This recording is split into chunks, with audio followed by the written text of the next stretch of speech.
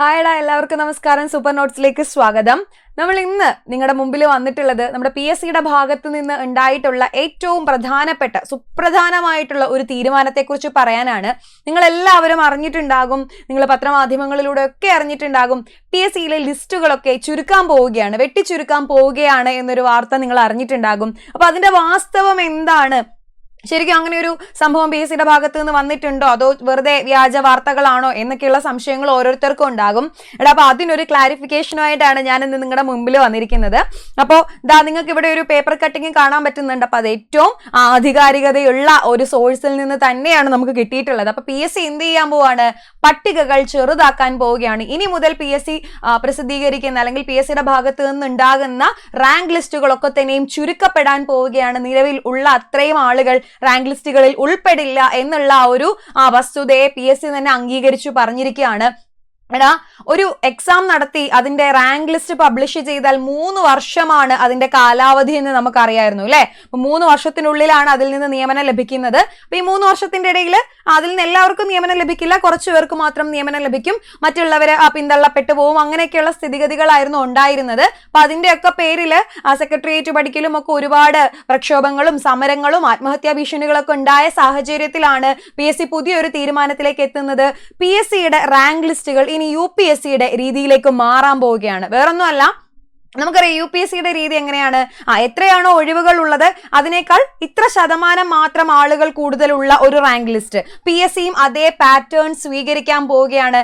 ഇനി മുതൽ PSCയുടെ റാങ്ക് ലിസ്റ്റുകൾ കണക്കാക്കപ്പെടുമ്പോൾ അല്ലെങ്കിൽ PSC റാങ്ക് ലിസ്റ്റുകൾ പബ്ലിഷ് ചെയ്യുമ്പോൾ എന്താ ചെയ്യാൻ പോകുന്നതെന്ന് ചോദിച്ചു കഴിഞ്ഞാൽ, എത്ര ഒഴിവുകൾ ഉണ്ട് എന്നുള്ളത് കണക്കാക്കി, അല്ലെങ്കിൽ എത്ര ഒഴിവുകൾ വരെ പ്രതീക്ഷിക്കാം എന്ന് കണക്കാക്കി അതിന്റെ 10% അധികം ഉദ്യോഗാർത്ഥികളെ റാങ്ക് ലിസ്റ്റിൽ ഉൾപ്പെടുത്താൻ പോവുകയാണ്. അപ്പൊ നിലവില് 5 ഇരട്ടിയോളം പ്രതീക്ഷിത ഒഴിവുകളുടെ 5 ഇരട്ടിയോളം അധികം പേരാണ് ഓരോ റാങ്ക് ലിസ്റ്റുകളിലും ഉൾപ്പെടാറുള്ളത്. നിലവിലത്തെ അവസ്ഥയാണ്. അത് മാറാൻ പോവുകയാണ്. എന്ത് ചെയ്യുന്നു? 10%, എത്ര ഒഴിവുകൾ നമുക്ക് പ്രതീക്ഷിക്കാമോ അതിന്റെ 10% അധികം മാത്രമുള്ള ആളുകളെ PSC റാങ്ക് ലിസ്റ്റിൽ ഇനി മുതൽ ഉൾപ്പെടുത്തുകയുള്ളൂ എന്ന ഒരു വസ്തുത, നമുക്ക് ഒരു ക്ലാരിഫിക്കേഷൻ അക്കാര്യത്തിൽ വന്നു. PSCയുടെ ഭാഗത്ത് നിന്ന് തന്നെ ഉറപ്പ് ലഭിച്ചു. 4ാം ഭരണ പരിഷ്കാര കമ്മീഷൻ അനുസരിച്ചിട്ടാണ് ഇത്തരത്തിലൊരു തീരുമാനം PSC എടുത്തിട്ടുള്ളത്.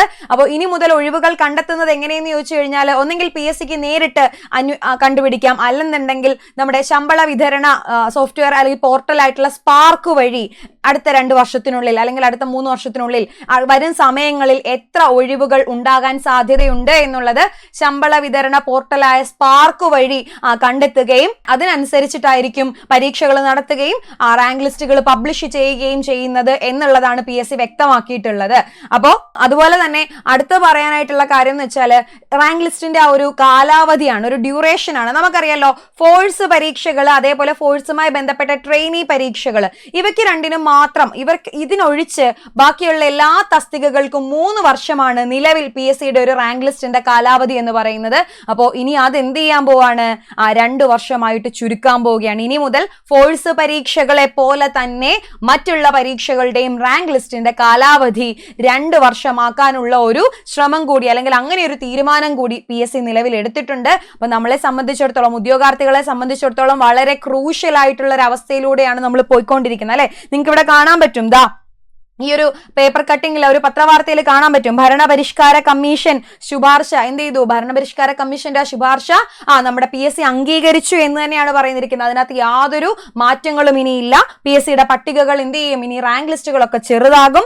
ഒഴിവിന് എത്ര ഒഴിവുകളാണോ ഉള്ളത്, ഒന്നെങ്കിൽ നമ്മൾ നിജപ്പെടുത്തിയ ഒഴിവുകൾ അല്ലെങ്കിൽ പ്രതീക്ഷിത ഒഴിവുകൾ, ഇതിന്റെ 10% അധികം ആളുകൾ മാത്രമേ, ഇപ്പൊ 100 ഒഴിവാണുള്ളതെങ്കിൽ അതിന്റെ 10%, അതായത് ഒരു 10 പേരും കൂടി, 100 ഒഴിവാണ് ഉള്ളതെങ്കിൽ ഒരു 110 പേര് മാത്രമേ ആ ലിസ്റ്റിൽ ഉണ്ടാവുകയുള്ളൂ, ഫോർ എക്സാമ്പിൾ പറയുകയാണെങ്കിൽ. അപ്പോ മനസ്സിലാക്കുക, ഇനി മുതൽ ഒരു റാങ്ക് ലിസ്റ്റിൽ ഉൾപ്പെടുക എന്ന് പറയുന്നത് വളരെ ക്രൂഷ്യൽ ആയിട്ടുള്ള ഒരു കാര്യമാണ്.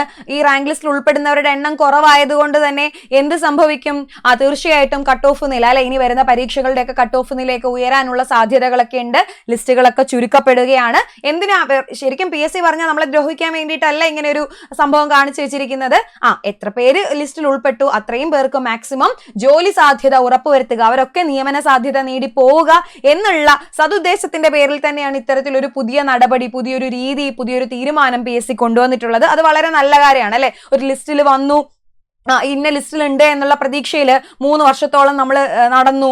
അതിനുശേഷം ആ ലിസ്റ്റ് എക്സ്പയർ ആയി പോകുമ്പോൾ നമുക്ക് ഉണ്ടാകുന്ന അല്ലെ, ഓരോ ഉദ്യോഗാർത്ഥിക്കും ഉണ്ടാകുന്ന ഒരു മാനസിക വിഷമം ഉണ്ടല്ലോ. അപ്പൊ അതിൽ നിന്നൊക്കെ ഒരുപാട് മോചനം വരും. പക്ഷെ അവിടെ നമ്മൾ ചെയ്യേണ്ട ഒരു കാര്യമുണ്ട്, ആ ലിസ്റ്റുകൾ ചുരുക്കപ്പെടുന്നു എന്നുള്ളത് കൊണ്ട് തന്നെ കൃത്യമായിട്ട് മനസ്സിലാക്കി വെറുതെ ഒരു ഉഴപ്പം മട്ടിലുള്ള പഠനമൊന്നും ഇനി അങ്ങോട്ട് നമുക്ക് പറ്റില്ല. ഇനിയുള്ള വരും സമയങ്ങളിലൊക്കെ ഒരു ഗവൺമെന്റ് ജോലിയിൽ നമ്മൾ പ്രവേശിക്കണമെന്നുണ്ടെങ്കിൽ ഏറ്റവും ആദ്യത്തെ റാങ്കുകൾ തന്നെ നമ്മൾ അടിച്ചെടുക്കാനായിട്ട് ശ്രമിക്കണം. അല്ലാത്ത പക്ഷം നമ്മുടെയൊക്കെ അവസ്ഥ ഒരു ജോലി, ഗവൺമെന്റ് ജോലി എന്നുള്ള പ്രതീക്ഷയൊക്കെ ചിലപ്പോൾ അസ്തമിച്ചു എന്ന് വരാം, ഇത്തരത്തിലുള്ള തീരുമാനങ്ങൾ ഉള്ളത് കൊണ്ട് തന്നെ. ഓക്കെ, പറഞ്ഞിട്ടുണ്ട് 10% ഒഴിവുകൾ ഉദ്യോഗാർത്ഥികളെ മാത്രമേ അധികം റാങ്ക് ലിസ്റ്റിൽ ഉൾപ്പെടുത്തുകയുള്ളൂ. ദേ കണ്ടോ, റാങ്ക് പട്ടികയുടെ കാലാവധി 2 വർഷത്തേക്കാക്കി മാറ്റുകയാണ്. അപ്പം അതിനകത്ത് പറഞ്ഞിട്ടുണ്ട്, കൃത്യമായിട്ട് പറഞ്ഞിട്ടുണ്ട്, നിലവിൽ യൂണിഫോം തസ്തികകൾക്ക്, ഫോഴ്സ് തസ്തികകൾക്ക് മാത്രമാണ് എന്തുള്ളത്, 2 വർഷ കാലാവധി റാങ്ക് ലിസ്റ്റിനുള്ളത്. പക്ഷെ ഇനി മുതൽ എല്ലാ പരീക്ഷകളുടെയും റാങ്ക് ലിസ്റ്റിന്റെ കാലാവധിയും എന്ത് തന്നെയാക്കാൻ പോവുകയാണ്, 2 വർഷമാക്കാൻ പോവുകയാണ് എന്നൊരു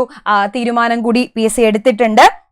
അപ്പോൾ ഇതിന്റെ പേരിൽ ഇതിപ്പോ അങ്ങനെ ഒരു തീരുമാനം, നമുക്ക് ഇങ്ങനെ ഒരു 4ാം ഭരണപരിഷ്കാര കമ്മീഷന്റെ ശുപാർശകളൊക്കെ അംഗീകരിച്ചിട്ടുണ്ടെങ്കിൽ പോലും ഈ പറയുന്ന റാങ്ക് ലിസ്റ്റിന്റെ കാലാവധിയിൽ എന്ത് ചെയ്യുന്നുണ്ട്, ഈ 2 വർഷം എന്നുള്ളത് ആക്കണോ എന്നുള്ളത് ചീഫ് സെക്രട്ടറിയുടെ അധീനതയിലൊക്കെ കൂടുന്ന മീറ്റിങ്ങുകളും അന്വേഷണങ്ങൾക്കുമൊക്കെ ശേഷമായിരിക്കും അന്തിമ തീരുമാനത്തിലേക്ക് എത്തുക. എന്നിരുന്നാലും റാങ്ക് പട്ടിക എന്നുള്ളത്, റാങ്ക് ലിസ്റ്റുകൾ എന്നുള്ളത് ഇനി വളരെ ചുരുക്കം പേര് മാത്രമേ ഒരു റാങ്ക് ലിസ്റ്റ് ഉൾപ്പെടുകയുള്ളൂ. മാക്സിമം ആളുകൾക്ക് ജോലി സാധ്യത ഉറപ്പുവരുത്തുക, എല്ലാവർക്കും അഡ്വൈസ് അല്ലെങ്കിൽ നിയമന സാധ്യത എത്തിക്കുക എന്നുള്ളത് തന്നെയാണ് PSCയുടെ ലക്ഷ്യം. അതുകൊണ്ട് നമ്മുടെ പഠനം കുറെ കൂടി ഊർജിതമാക്കേണ്ട ആവശ്യകത അതിക്രമിച്ചു കഴിഞ്ഞിരിക്കുകയാണ്. ആ സമയം അതിക്രമിച്ചു. ഇനിയും പഠിച്ചു തുടങ്ങിയിട്ടില്ലാത്തവരൊക്കെ വരും പരീക്ഷകൾ അല്ലെ, 2024 ഡിസംബറും 2025 ഒക്കെ ഒരു PSC ആസ്പിറന്റിനെ സംബന്ധിച്ചിടത്തോളം ഏറ്റവും സുവർണ കാലഘട്ടമാണ്. ഏറ്റവും അടിപൊളി നോട്ടിഫിക്കേഷൻസ് വരാൻ പോവാണ്. സെക്രട്ടേറിയറ്റ് അസിസ്റ്റന്റ്, എക്സൈസ് ഇൻസ്പെക്ടർ അടക്കം 7ഓളം തസ്തികകളുമായിട്ട് ഡിഗ്രി തല പരീക്ഷകൾ വരുന്നു. വില്ലേജ് ഫീൽഡ് അസിസ്റ്റന്റ് പോലെ ഉൾപ്പെടുന്ന 10ാം തരം പരീക്ഷകൾ വരുന്നു. അതേപോലെ +2 ലെവൽ പരീക്ഷകൾ വരുന്നു. അപ്പൊ ധാരാളം പരീക്ഷകൾ നമ്മുടെ മുമ്പിൽ ഇങ്ങനെ ഇരിക്കുകയാണ്.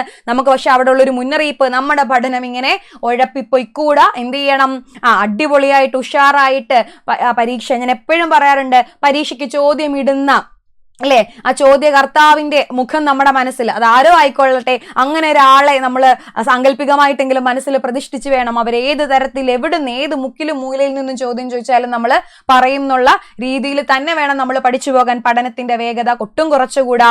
നിങ്ങളുടെ ഇനിയുള്ള പഠന നാളുകളിലെല്ലാം ഏറ്റവും സീരിയസ് ആയിട്ട്, ഏറ്റവും ക്രൂഷ്യൽ ആയിട്ടുള്ള ഈ ഘട്ടങ്ങളിൽ ഏറ്റവും അടിപൊളിയായിട്ട് നിങ്ങളെ പഠിപ്പിക്കാൻ ഞങ്ങൾ സൂപ്പർ നോട്ട്സ് റെഡിയാണ്. അപ്പോൾ ഇതുപോലെ PSCയുടെ ഭാഗത്ത് നിന്നുള്ള ഏറ്റവും പുതിയ അപ്ഡേഷൻസും വിവരങ്ങളും ക്ലാസ്സുകൾക്കും ഒക്കെ ആയിട്ട് നിങ്ങൾക്ക് നമ്മുടെ ചാനൽ ഫോളോ ചെയ്യുക. അടുത്തൊരു വീഡിയോയിലൂടെ, ഇതുപോലെ ഇൻഫോർമേറ്റീവ് ആയിട്ടുള്ള ഒരു വീഡിയോയിലൂടെ ഇനി നിങ്ങളുടെ മുമ്പിൽ എത്തുന്നതായിരിക്കും.